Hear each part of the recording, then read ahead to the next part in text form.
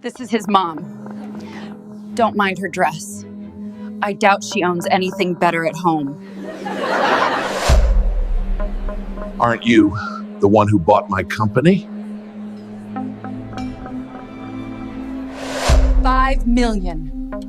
And you disappear from our lives forever.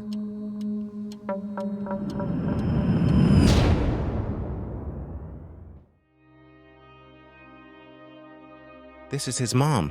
Don't mind her dress. I doubt she owns anything better at home. That was the insult that silenced a wedding hall. A moment meant to humiliate. Before we dive in, hit like and subscribe. Not because of vanity, but because the algorithm buries stories like this unless you engage. Your click is the difference between voices being erased and voices being heard. Now, let's begin. The Whitaker estate glowed like a palace rehearsing for eternity. Chandeliers swung above silk-draped tables, an orchestra tuned to perfection, and 3 tiers of wedding cake stood like a monument to inherited taste. Charleston had rarely seen a show of wealth this curated. I wore navy. Department store navy. A dress with seams I knew by touch, paired with my grandmother's pearls. My son Malik called me simple. I called it camouflage. The aisle stretched longer than some streets in Newark. Sloane Whitaker, veil cascading like a corporate merger, glided forward to a hushed crowd. Malik smiled the way he did as a child when he still thought life was fair. I remained in the second row, a place designed for people no one expected to photograph. My posture was deliberate, visible but not worth noticing. Years of practice had perfected that skill. When the vows concluded and applause spread like spilled champagne, guests flowed into the reception tent. Ice sculptures sweated beneath golden light. Waiters carried trays of champagne flutes like ammunition, and then she came. Sloane approached with her parents at her side, a smile sharpened to a blade. She placed one manicured hand on Malik's arm and turned her gaze on me. "Daddy, Mother," she sang, sweet as syrup on rust. "This is Malik's mother. Don't mind her outfit. Pretty sure that's the best she has left in her closet." A pause. Then laughter. Not cruel at first, just reflexive, the way people laugh at cruelty disguised as wit. Glasses clinked. Someone choked on a grape. Even the orchestra stumbled, a violin scraping one sour note before recovering. I didn't flinch. Years of being underestimated had trained me in the art of stillness. But Malik did. His face drained, caught between loyalty and shock. Sloane's mother tilted her head, studying me as if I were an accessory that didn't fit the room. Guests shifted, eyes flicking to my dress, then away, eager to be entertained without guilt. And then the air cracked. Charles Whitaker, silver hair, reputation polished by decades in boardrooms, stared at me as though the chandeliers had dropped to the floor. His lips parted. His glass trembled. "Wait," he whispered, voice slicing through laughter. You're the woman from the Northbridge Meridian acquisition. You bought Whitaker Dynamics." The tent fell into silence. Even the ice seemed to stop melting. Sloane froze, smile stiffening into disbelief. "Dad, what are you—" But Charles wasn't listening to her. His eyes stayed locked on mine, recognition dawning like an indictment. I let the silence breathe. It was dangerous oxygen, the kind that could ignite. "Mr. Whitaker," I said softly, "you must be mistaken." But he wasn't. He remembered the boardroom 3 years ago. A quiet black woman seated one chair away from counsel, speaking little, signing less, while lawyers shuffled the future of his company into a new ledger. He remembered ignoring me, assuming I was an appendage, a formality, someone's spouse. He remembered wrong. Now he saw the outline clearly. The crowd, sensing blood in the air, went still. Sloane's smirk faltered. Malik's confusion sharpened into suspicion. And I, Loretta Kane, widow, mother, quiet custodian of secrets, sat in the middle of a revelation I never intended to make. I folded my hands, pearls cool against my skin. Silence, again, was my only weapon. Charles swallowed, the sound audible in the hush. "It's you," he said louder, almost reverent, almost furious. "You saved the company? Or destroyed me?" depending on how you look at it. I did not answer. Across the tent, whispers grew. Names. Numbers. The orchestra hesitated, then stopped entirely, bows frozen above strings. A chandelier creaked, reminding the room to breathe. Malik looked at me with eyes that demanded something I wasn't ready to give. Not here. Not now. I rose from my chair, adjusted the navy dress Sloane had mocked, and nodded to no one in particular. "Excuse me?" I said. I walked toward the exit, leaving the weight of recognition behind me. The laughter had stopped. The room no longer saw a poor widow in borrowed pearls. They saw a ghost from their financial past, and ghosts don't explain themselves at receptions. Outside, the night air smelled of magnolia and salt. My hands shook, but not from shame.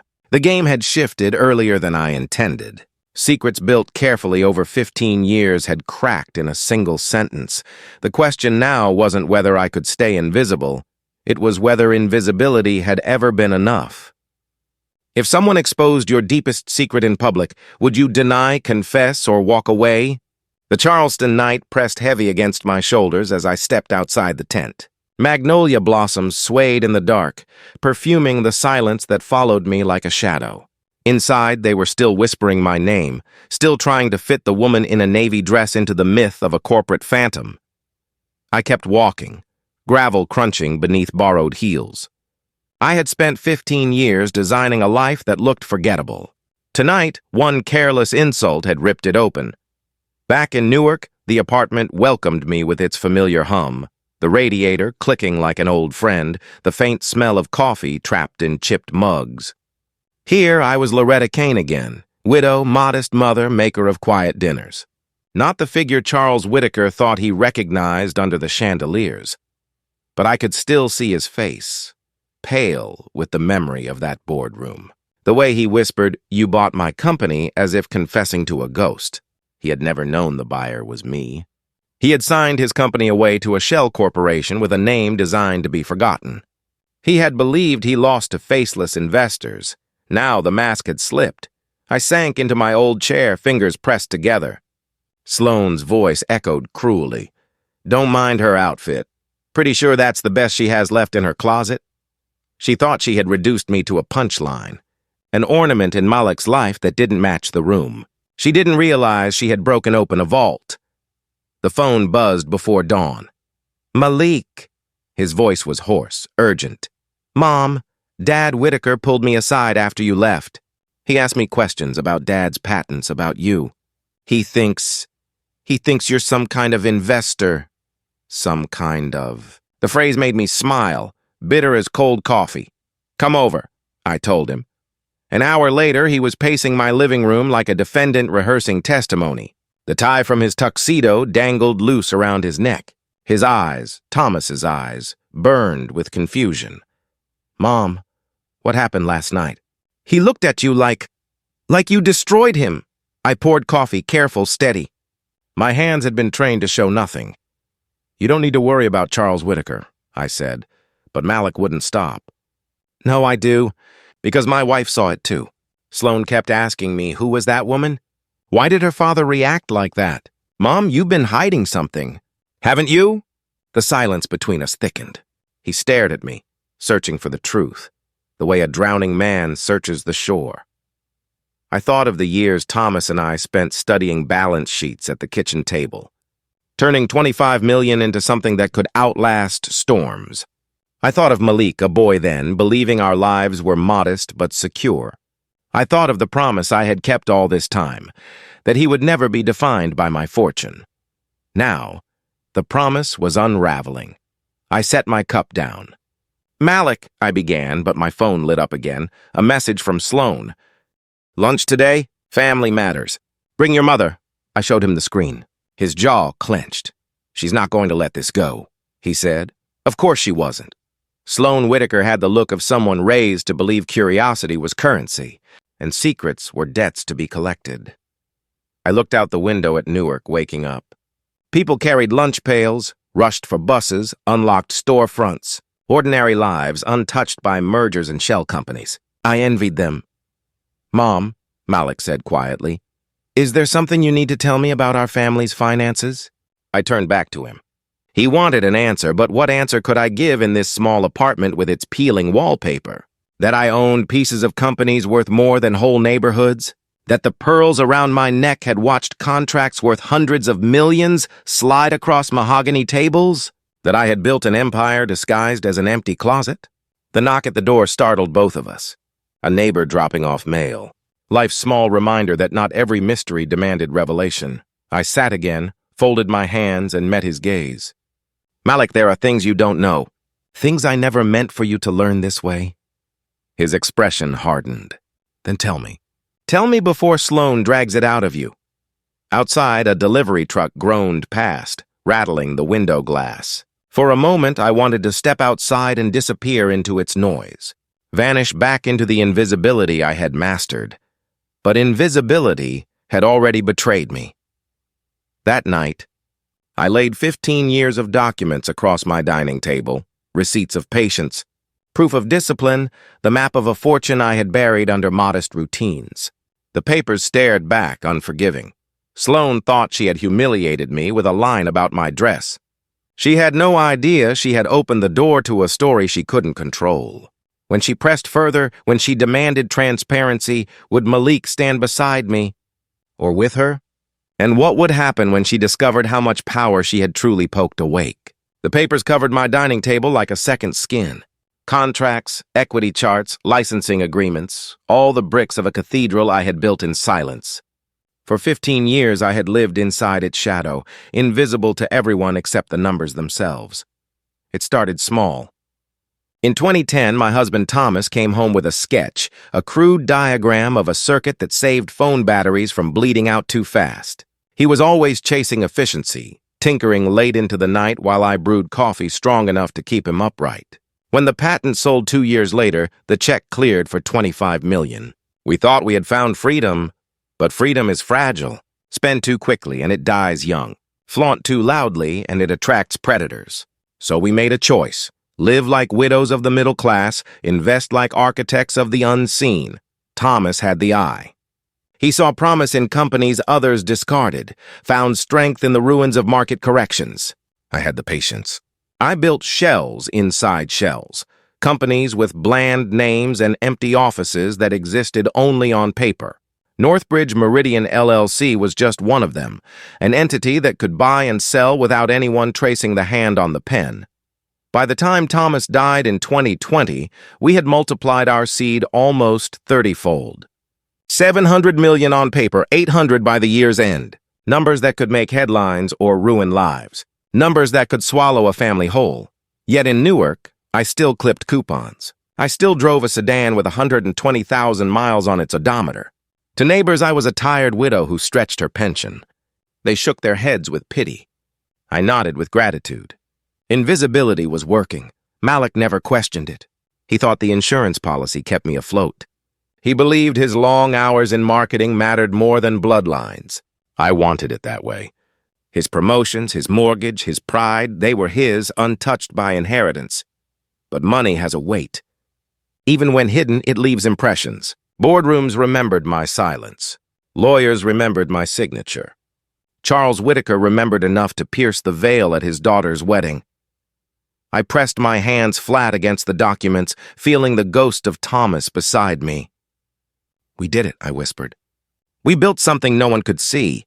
But the truth is, invisibility isn't permanent. It's camouflage, and camouflage fails when someone is willing to search." Sloan would search.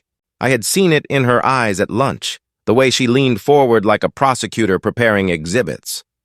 She wouldn't stop until she knew why her father panicked at the sight of me. She would trace the lines of ownership, follow the shells, knock on doors that only existed in Delaware registries. The architecture was solid, yes, but not unbreakable. If you shake the right beams, even invisible cathedrals fall. I remembered a phrase Thomas used to say when the numbers frightened me. We don't need to be invincible. We only need to be patient. Patience had been our shield. While others chased quick exits, we reinvested. While they flaunted cars, we bought quiet land. While they bragged at conferences, we signed contracts in silence. But patience requires secrecy. and secrecy is fragile. I rose from the table and looked at myself in the mirror. A black woman in a navy dress, wrinkles deepened by grief, softened by resilience. To Sloan, I was a burden in borrowed pearls. To Charles, I was the ghost of a deal that saved his empire. To Malik, I was a mother tangled in lies. Who was I truly? The papers had one answer. I was the architect of an invisible fortune. I touched the pearls at my neck, cold against my skin, and thought of the irony. Real wealth isn't seen. It's structured, layered, hidden under paperwork so boring it disappears. Real power isn't walking into a room and announcing yourself. It's disappearing into the wallpaper while still pulling the strings. But as I stood there, I wondered, had I built a fortress or a prison? Because now the walls were closing in. If invisibility kept me safe, why did it suddenly feel like the most dangerous place of all? The restaurant overlooked Charleston Harbor, windows stretching from floor to ceiling, light pouring in like judgment. Tables gleamed under white linen, polished silver reflecting the blue of the sky. It was the kind of place where menus hid the prices because everyone already knew. Sloan was there early, already seated with her back to the water, commanding the best view. She wore a suit sharp enough to cut paper, her hair drawn tight, her smile tighter. Beside her, a bottle of Bordeaux waited, breathing money into the air. "Loretta, Malik," she said warmly, rising to greet us. Her voice dripped hospitality, but her eyes calculated. I ordered wine to celebrate our family. I took my seat slowly, adjusting my plain black dress. Malik looked nervous, the muscles in his jaw twitching as if they wanted to speak before his mouth could. Sloan poured the wine, her movements rehearsed. She didn't drink. She slid her phone across the table instead. On the screen glowed an old news article, a blurred photo taken in a boardroom 3 years earlier. A row of lawyers, executives in dark suits, and tucked in the corner, a woman in a navy dress, posture straight, pearls at her neck. "Coincidences are curious," Sloan said, tapping the screen. "The posture, the height, even the way she holds her purse. Don't you think?" Malik leaned closer. His eyes flicked from the photo to me, then back again. His lips parted, but no words came. I kept my gaze steady. "Blurry pictures can say anything," Sloan's smile sharpened. "Of course, and yet, my father insists the woman at that meeting carried herself with authority. Quiet, elegant, almost invisible. He said she let her lawyers speak, but she made the room listen without a word. He remembers her. The room was warm, but Malik shivered. "Mom!" His voice cracked, half plea, half accusation. I folded my hands, letting the silence weigh more than any denial could. Sloan leaned forward, lowering her voice as though she was confiding in me. "I studied finance at Wharton. I've spent years analyzing structures most people never notice. Shell companies, trusts, acquisitions with hidden signatures. You'd be amazed what you find when you know where to look." I met her gaze without blinking. "And what exactly are you looking for?" "Transparency," she said sweetly. "Families should have no secrets, especially about money." Malik's hands trembled as he set down his glass. He looked at me, eyes burning with the desperation of a son caught between belief and betrayal. "Tell me you're not who she thinks you are." The table held its breath. Even the harbor seemed to pause, boats drifting slower as if waiting for an answer. I could have denied it. I could have played the widow card, wrapped myself in sympathy, let them laugh at my modest dress one more time. But the photo, the memory in Charles Whitaker's eyes, the hunger in Sloan's smile. It was already too late. Instead, I said nothing. Malik pushed back from the table, his chair scraping across the floor. He stared at me like he no longer recognized the woman who had raised him. Sloan, triumphant, poured herself a glass of wine at last. "See?" she whispered to him. "Silence is its own confession." Her words cut deeper than any insult. Not because they were true, but because Malik believed them. I picked up my napkin, folded it neatly, and placed it on the table. My heart thudded once, hard enough to echo. "Lunch," I said quietly, "is over." I rose, leaving the Bordeaux unopened. The photo still glowing on the phone, and my son drowning in questions he wasn't ready for me to answer. Outside, the harbor wind slapped my face sharp with salt. My pearls felt heavier than they had in years. I had built a life on silence. But silence, once pierced, becomes the loudest sound in the world. And Sloane had just taught me. It no longer protected me. It condemned me. I spent that night awake, the silence of my apartment broken only by the whisper of papers sliding across the table. The photo Sloane had flaunted still burned in my mind. She wouldn't stop. Her ambition smelled like gasoline, dangerous, eager for a spark. So I made a call. "Adrian," I said when my advisor picked up, "I need you to pull everything. Whitaker estate, Sloane's accounts, recent activities. And Adrian, be discreet," he sighed. "Loretta, you don't ask for ordinary favors, do you?" "I never did," I replied. By morning, my inbox filled with reports. I opened them slowly, one by one, like lifting the lids of coffins. First, the estate. Mortgaged to 80% of its value. The Whitakers had polished marble halls with borrowed money. Their pool glittered on loans. Their wine cellar aged under bank liens. Second, income streams. Consulting contracts propping up Charles Whitaker's lifestyle. Contracts arranged by the new management of Whitaker Dynamics. Management appointed by Northbridge Meridian, me. Without my quiet signature, their household would have cracked years ago. Third, Sloane's accounts. 3 new lines of credit opened in the past month, all maxed quickly, funding what Adrian described as investigative services. Payments to Kestrel Risk Analytics, a firm known for tracking hidden corporate ownerships. Another to Mark Voss, a lawyer who specialized in family trust disputes. She wasn't just curious. She was preparing a case. I sat back staring at the numbers. The humiliation at the wedding hadn't been an accident. It had been strategy. Reduce me publicly. Corner me privately. Extract leverage by turning my son into a pawn. Adrian's voice rang in my ear as he walked me through the files. "Loretta, this is more than digging." She's positioning. Marriage, in her mind, isn't romance. It's acquisition. Malik wasn't a partner. He was the entry point. I closed my eyes. For 15 years, I had hidden my fortune so Malik could stand on his own. Now that very fortune had turned him into a target. The irony hurt worse than any insult. I flipped to the final page of the dossier. Adrian had scrawled a note at the bottom in his tidy script. "They're playing offense. You need defense." I laughed without humor. "Defense?" "Adrian, they've declared war." The next morning, Malik arrived at my apartment unannounced.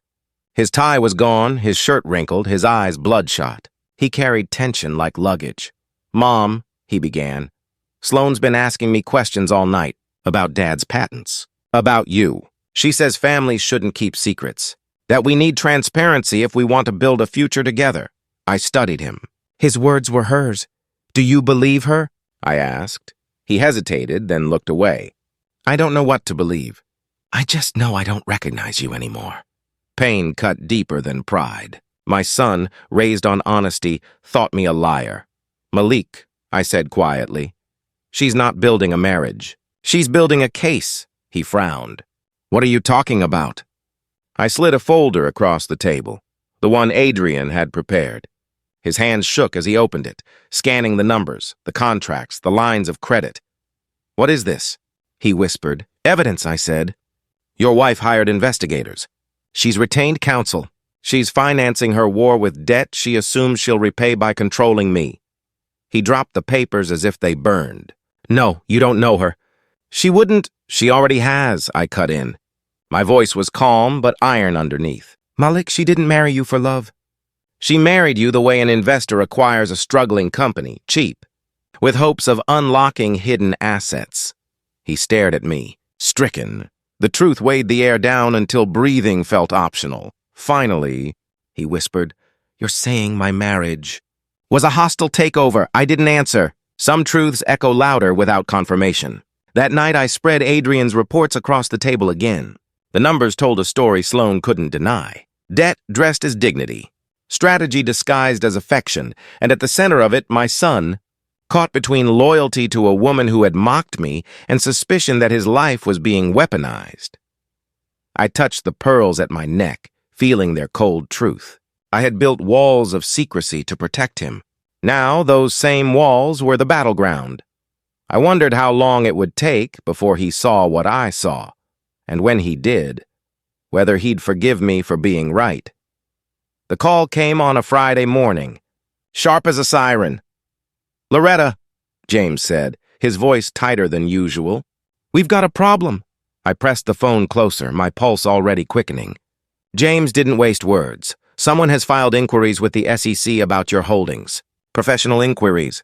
They're suggesting you failed to declare beneficial ownership in several companies. They're hinting at insider trading." The words dropped like iron. For 15 years, my financial life had been a fortress of paperwork. Now someone was aiming cannons at the walls. "Who?" I asked, though I already knew. James hesitated. "The trail points to outside counsel, Mark Voss. He's linked to a private complainant." "My guess, your daughter-in-law, Sloan." Her name felt poisonous on my tongue. "This isn't curiosity anymore," James continued. "It's a legal weapon.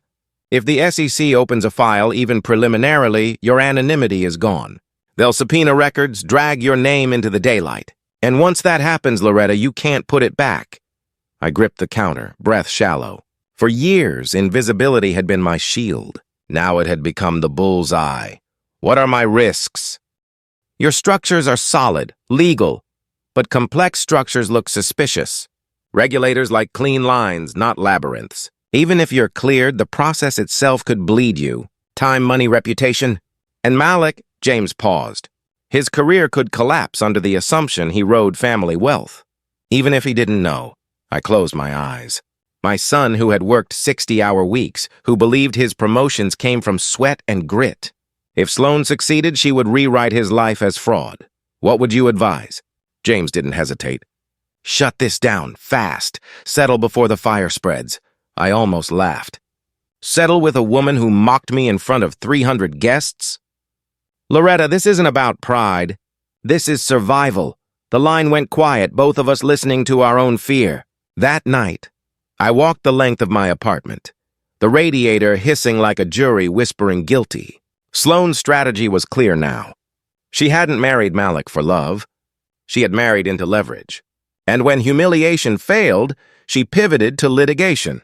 Paper bullets, thin as sheets, lethal as steel. I opened the window. Newark's winter wind slapped my face sharp enough to sting. Somewhere below, a siren wailed. Somewhere across town, someone else was fighting battles that had nothing to do with shell companies or federal agencies. I almost envied them. I thought of Thomas, gone these 5 years. He had trusted my judgment, trusted my patience. "Don't flinch," he used to say. "That's when they strike." But this wasn't a stock dip or a merger gone sour. This was family. My son's wife was aiming the law at me, betting she could force me to kneel. I turned back to the table where Adrian's report still lay. Her debts, her investigator, her lawyer. They weren't weapons of curiosity. They were instruments of war, and I had to choose, stay silent and risk exposure, or fight back on ground I never wanted to stand. 2 days later, Malik appeared at my door. His eyes were rimmed red, his body heavy with exhaustion. "She filed," he said flatly. My stomach clenched. "Filed what?" "Legal separation. Her lawyer says it's to protect her from undisclosed liabilities tied to family assets." The words were poison, designed to sting both of us. I poured him coffee, though his hands shook too much to hold the cup. "Mom," he whispered, "are you orchestrating this? Did you want her gone all along?" The accusation burned deeper than Sloan's cruelty. "No," I said softly. "I wanted you safe. I wanted you free. But she's the one who turned our family into a courtroom." He stared at me, torn between rage and disbelief. "I don't even know who you are anymore." I wanted to tell him everything, that the money wasn't chains but armor, that every lie had been built from love. But explanations felt useless now. All I could promise was this. I would not let Sloan drag us into the daylight on her terms. If she wanted war, she would learn what it meant to fight a woman who had built an empire out of invisibility. The boardroom smelled of polished wood and tension. A long mahogany table stretched between us like a battlefield. At one end sat Sloan with her lawyer, Mark Voss, smooth suit, sharper smile. Beside them, Charles and Evelyn Whitaker, faces carved from marble, avoiding my eyes. At the other end, James Sullivan sat quietly, his glasses reflecting the fluorescent light. Malik sat between us, A man torn in half. Voss opened a thick folder, the paper snapping like gunfire. "Mrs. Kane," he began, his tone heavy with rehearsed indignation. "My clients have reason to believe you have concealed substantial assets while allowing their family to endure financial hardship. This pattern suggests deliberate deception and manipulation." James adjusted his glasses calmly. "Mr. Voss, Mrs. Kane's financial activities are perfectly legal. Your complaint to the SEC reeks less of legitimacy and more of personal vendetta." "This isn't vendetta," Sloane cut in, her eyes locked on mine. "It's family responsibility. Families don't bury fortunes in shell companies while pretending to struggle. Families share. Families plan together." I leaned back, folding my hands. My voice came cold. "Families also respect. Respect I never received." Her lips twitched, but Voss pressed forward. "Our proposal is simple. Establish a family trust. Mrs. Kane contributes $15 million in seed assets. The trust will be governed collectively, ensuring transparency and equity among all family members." Malik stiffened, his head snapping toward Sloane. "$15 million? His voice cracked. She reached for his hand, but he pulled it away. "It's not about the money, Malik," she said smoothly. "It's about stability, legacy. We can't build a future on secrets." I rose slowly, walking to the window. Below us, the city moved on unaware. Cars streaming, people crossing streets, lives untouched by the storm 20 floors above. I turned back. "No," I said. The word hung like thunder. Voss frowned. "No? You don't get $15 million. You don't get a trust.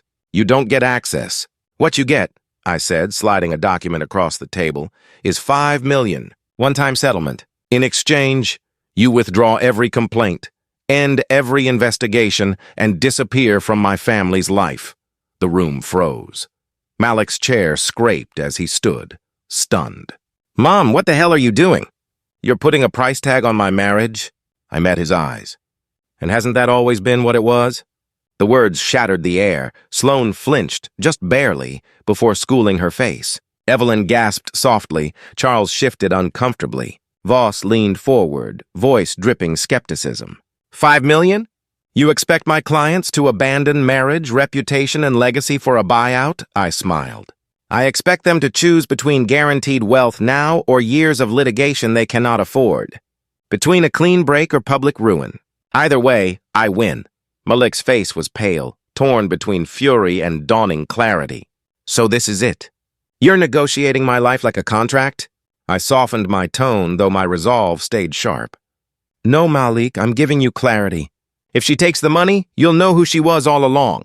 And if she refuses, you'll still know." He swallowed hard, eyes shining with something between betrayal and reluctant belief. Sloane leaned toward Voss, whispering furiously. His brow furrowed, calculating. I could almost hear the math in his head. $5 million now versus a future built on crumbling debt and shaky lawsuits. Finally, Sloane looked at me, her mask cracking just enough to reveal the greed beneath. "We'll need time to consider." "You have 72 hours, I replied. "After that, the offer expires, and so does your safety net." The silence was heavier than oak. Malik lowered himself back into his chair, his voice barely a whisper. "Mom, did you just buy my freedom from my wife?" I held his gaze, steady as stone. "No, son. I gave you the truth. What you do with it is yours to decide." The boardroom air vibrated with unspoken truths, each louder than any declaration. And as I gathered my papers, I knew the war wasn't over. But I had drawn the battlefield on my terms. The clock began ticking the moment I left that boardroom. 72 hours. 3 days in which silence weighed more than any argument. At home, I poured coffee that went cold before I touched it. I sat at the table, pearls against my collarbone, waiting. Not for their decision, for Malik's. He came the first night, restless. "She says you're bluffing," he told me. His voice cracked like glass. "That no one just pays $5 million to erase a marriage." I met his eyes. "Then let her call my bluff." He stared at me as if searching for the mother who once soothed nightmares with warm milk. But the woman before him spoke the language of contracts and deadlines. He left without drinking the coffee. The second day, James called. Voss has been running numbers. He's combing through case law, trust structures, precedents. But Loretta, he knows. 5 million cash in hand beats a decade of fragile credit. Then he'll bend, I said. He's waiting for his client to break first. And she would. Sloan had grown up in a house where money flowed like wine, never realizing the bottles were borrowed. She had never learned patience. She had only learned appetite. That night I dreamed of Thomas. He was sitting at our old kitchen table, blueprints spread before him. "Patience," he said again, smiling. "It wins every time." I woke with tears on my cheeks and the clock down to 12 hours. By the third morning, the air itself felt brittle. Malik returned, hollow-eyed. "She's furious," he said. "She thinks you're trying to destroy us." "Not us," I corrected. "Her." He slumped into the chair opposite me. "Do you even hear yourself anymore? You sound ruthless, cold. Would you rather I sounded weak?" He didn't answer. His silence was worse than words. The phone rang. Both of us froze. James's number glowed on the screen. I answered. "Loretta," he said, his tone clipped. "Voss just called." The pause stretched, deliberate. They accept. My breath left me slow, steady. "Terms?" "Exactly as you proposed. 5 million, clean break, no contact, no claims." Across the table, Malik stiffened. His lips parted, but no sound came. James continued. "We'll draft documents immediately. Funds will transfer by end of day." I thanked him, then hung up. The apartment felt heavier for the silence that followed. Malik stood, fists clenched. "So that's it? You bought her off like she was nothing?" I rose too, but slower, calmer. "No, I exposed her. The money only gave her permission to admit who she already was." He shook his head. "You don't get it. I loved her." I touched his arm, though he flinched. "And what did she love, Malik? You or what she thought you were worth?" The words broke something in him. He sagged into the chair again, burying his face in his hands. For a moment I saw the boy he used to be, the one who once clutched my hand on the first day of school, terrified of the world. "I don't know how to forgive you," he murmured. I sat across from him, voice low. "Don't forgive me yet. Just survive this. One day you'll understand why I chose the war no one else could see." That evening, papers slid across James's desk, signatures scratching like knives. Sloane's pen hesitated only once, when the clause forbade her from ever contacting Malik again. But greed steadied her hand. By 5 p.m., the transfer cleared. 5 million wired into her account. A family severed with a keystroke. James closed the folder with finality. "It's done." I nodded, though my chest felt heavy with ash. Victory never tastes clean. As we left, Malik walked beside me in silence. Outside, the city lights blinked awake, indifferent to marriages or settlements. He finally spoke, voice raw. "Did you really just buy my freedom?" I looked at him, weary but unflinching. "No, I gave you the truth in a currency she understood," he didn't reply. But in the hollow of his eyes, I thought I saw a flicker. Not of forgiveness, not yet, but of understanding, and that was enough to keep walking. Sloan vanished like smoke. One signature, one wire transfer, and she was gone. 5 million richer, a marriage lighter. For weeks, Malik walked like a shadow, his shoulders bent, his voice hollow. My apartment became a place of silence, filled not with questions, but with the ache of absence. Divorce papers came quick, citing irreconcilable differences. The irony cut sharp. The difference was 5 million. I tried not to hover. Tried not to say I told you so. But a mother's silence carries its own weight. Malik visited less than not at all. For months, our bond hung suspended like a bridge in fog, waiting to see if it would collapse or hold. Then, 6 months later, he called on a Sunday. His voice was lighter, hesitant but warm. "Mom, I met someone." The words carried more risk than revelation. "Her name's Sarah. She teaches history at a public school. We've been seeing each other a while. I want you to meet her." I smiled into the phone, though he couldn't see. "Tell me something about her." He laughed softly, the sound of a man rediscovering joy. "When I told her you lived in a small apartment and drove an old car, she said it sounded like a woman who had her priorities straight." The words cut sweeter than any victory. Not because Sarah praised me, but because she didn't know the secret. She saw value in modesty, not in fortune.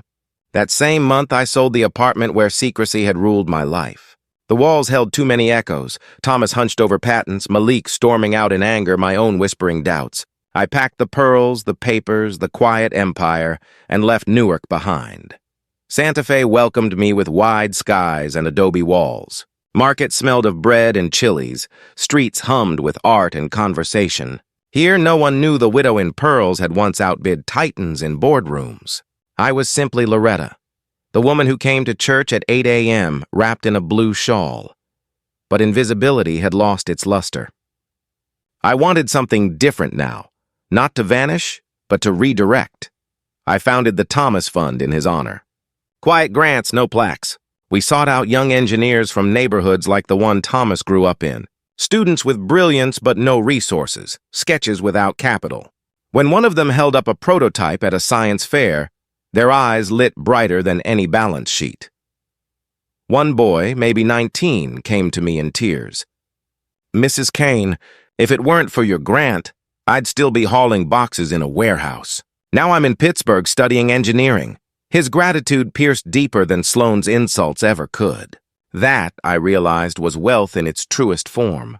At Christmas, Malik and Sarah came to Santa Fe. She hugged me like she had known me forever. No questions about portfolios or assets. Just warmth. We baked cookies, burned half, laughed at all. Malik sat beside me as the tree glowed, his hand resting lightly on Sarah's. There was no orchestra, no Bordeaux, no ice sculptures. Just hot cocoa, mismatched mugs, and carols sung badly. I watched him then. The boy who once doubted me, now smiling again. "Mom," he said softly, "I'm sorry for how I treated you." "I didn't understand." I touched his hand. "You weren't meant to understand back then. You were meant to live free of it. That was always the point." He nodded, eyes glistening. The bridge had held. That night, after they left, I sat alone by the window, the desert sky glittering with stars. I thought of Sloane, somewhere out there spending her $5 million like it was infinite. I thought of Thomas, gone but still present in every page of the fund. And I thought of myself, not invisible anymore, not trapped in shadows, free, finally, to choose how I would be remembered. The lesson was simple. Wealth wasn't the numbers in hidden accounts. Wealth was peace. Wealth was choice. Wealth was the ability to walk into tomorrow lighter than yesterday. I closed my eyes, letting the desert silence wrap around me. For the first time in 15 years, I felt unafraid. The desert dawn painted Santa Fe in gold and rose. I stood at the window of my new home, shawl around my shoulders, watching light stretch across adobe walls. For the first time in years, the world felt quiet in a way that wasn't hiding. It was peace. Sometimes I think back to that wedding, the moment Sloane's voice sliced through the reception. "This is his mom. Don't mind her outfit. Pretty sure that's the best she has left in her closet." A line meant to humiliate, a dagger wrapped in silk, but words, even cruel ones, don't decide your worth. What you do after them does. That day, my mask cracked. The invisibility I had crafted for 15 years collapsed under a single spotlight. For so long, I believed silence was safety, that blending in was the only way to protect my son. And in many ways, it worked. But I learned something else. Invisibility isn't freedom. It's strategy. Useful for survival. Dangerous when mistaken for identity. I am not the pearls, or the sedan, or the small apartment with peeling paint. I am not the headlines about hidden investors or whispers in boardrooms. I am the choices I made to protect, to preserve, to endure. And I am also the woman who can choose not to hide anymore. Sloane thought she could weaponize humiliation, then escalate to law, then force me into a corner. She thought the absence of my wealth on display was weakness. She never understood that silence can be armor, but also a sword. In the end, she left with money. But I kept what mattered, my son's future, our truth, and the ability to decide who belongs at my table. Now my days are measured not in lawsuits or settlements, but in smaller moments. Pottery classes, farmers' markets, grants signed quietly. For students who remind me of Thomas, dreamers without capital, engineers of tomorrow. The greatest revenge was never the payout. It was thriving after the storm, building something Sloan could never touch. At Christmas, when Malik and Sarah sang off-key beside my tree, I realized what I had gained. Not wealth measured in millions, but wealth measured in laughter that didn't need disguises. The real embarrassment isn't poverty. The real embarrassment is wasting a life trying to impress strangers while forgetting the people whose love was never for sale. That's what I carry now. Not bitterness, not secrets, but the understanding that authenticity is the only legacy worth leaving. And now I turn to you. If you were me, if you were the woman in the navy dress, the one mocked for her outfit but hiding an empire, what would you have done? Would you have stayed silent to keep the peace? Or would you have dared to confront everything, risking love and reputation, to reclaim your voice? Because every story like mine is not just entertainment. It's a mirror, a candle in the dark. And maybe, just maybe, the spark someone else needs to see, that silence is not the only choice. I don't share this to judge. I share it so that no mother, no son, no family caught in the web of pride and deception feels alone. If you've listened this far, thank you. Your presence here proves that stories still matter, that truth still matters. Stay with us. Share these stories, because each one is a thread, and together they weave the fabric of justice and resilience. Until next time, remember, courage always leads to brighter days.